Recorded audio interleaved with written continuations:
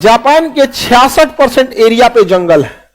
इतना डेवलप होने के बावजूद उसके 66% एरिया पे क्या है? जंगल। जबकि पर्यावरण को बैलेंस करने के लिए 33% जंगल का होना जरूरी है। और उसके पास कितना है?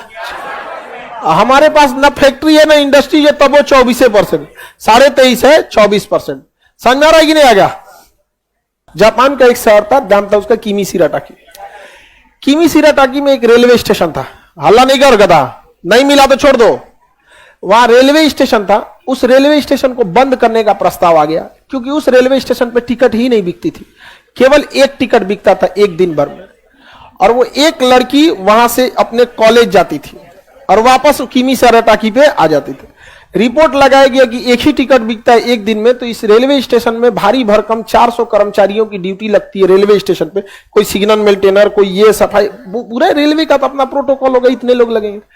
तो पता चला कि लड़की डेली कहाँ जाती है, तो बताया गया कि उसको ग्रेजुएशन कंप्लीट नहीं हुआ है, अभी फर्स्ट ईयर में है, इसीलिए वो जाती है। तो जापान सरकार ने प्रस्ताव दिया कि जब तक ये लड़की का पूरा ग्रेजुएशन कंप्लीट नहीं हो जाता है, तब तक 3 साल तक ये ट्रेन ऐसी ही चलती रहेगी, स्टेशन यही रहेगा।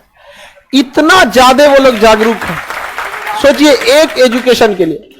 और अच्छा, वो स्टेशन बंद करके वहां से उसको कैब दे देते लोग, एक टैक्सी जाओ, इतना बड़ा ट्रेन ले जाने की जरूरत क्या है, टैक्सी दे देते लोग ना। तो दुनिया यही कहती कि जापान पैसे को महत्व देता है। किसको महत्व देता है? पैसे को।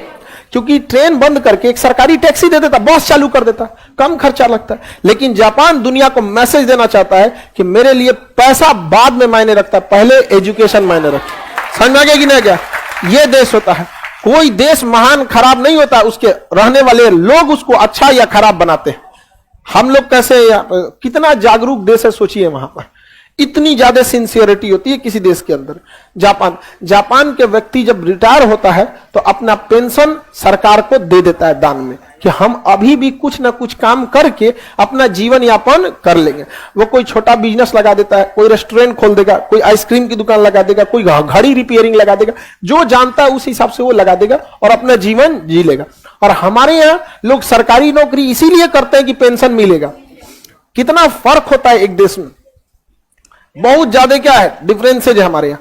उसके रीजन भी है क्यों हम अपने देश के लिए छोड़ते हैं वो लोग, क्योंकि उनको पता है अगर वो पैसे छोड़ते हैं तो जो उनके देश के जो शीर्ष लोग बैठे हुए हैं वो इसका सदुपयोग करेंगे।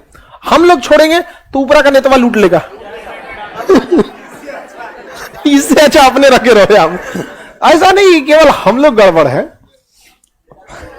माहौल भी इसी लायक कर देता। आप छोड़िएगा जी।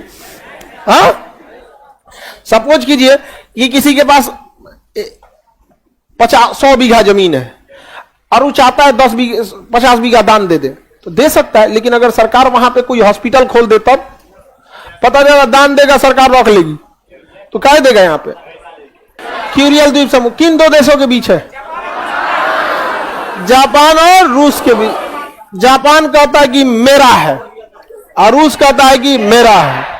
इसी को लेके 1905 में युद्ध हो गया। कब युद्ध हो गया? 1905 में। जापान कह रहा है कि मेरा है और रूस कहता है कि मेरा है। 1905 में युद्ध हो गया।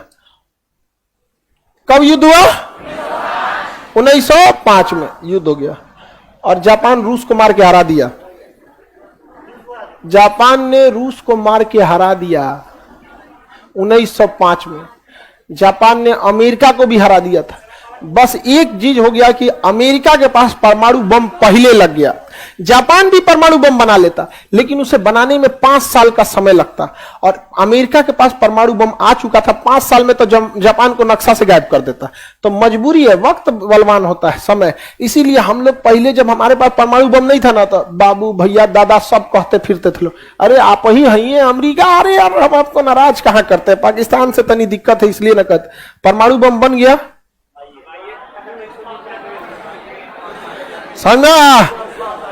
वक्त रहते अमेरिका को पूछ लेना चाहिए कि कैसे हो, नहीं तो पूछना पड़ेगा कि कैसे हो गए। समझाया ना? तो वक्त रहते उसने नहीं पूछा कि कैसे हो, अब कहता है कैसे हो गए। वक्त का खेल है यहाँ। तो कैसे हो गए इससे पहले पूछ लेना चाहिए कि कैसे हो, नहीं तो बदल जाएगा वहां पे। आज तो नहीं बोले ना कोई भारत से, मार देगा आदमी, परमाणु बम धाए दे दिया जाएंगे कोई यहाँ पे, जरूरत से ज्यादा कूदेंगे तो। मिल गया? अब आगे का क्लास कल समझे।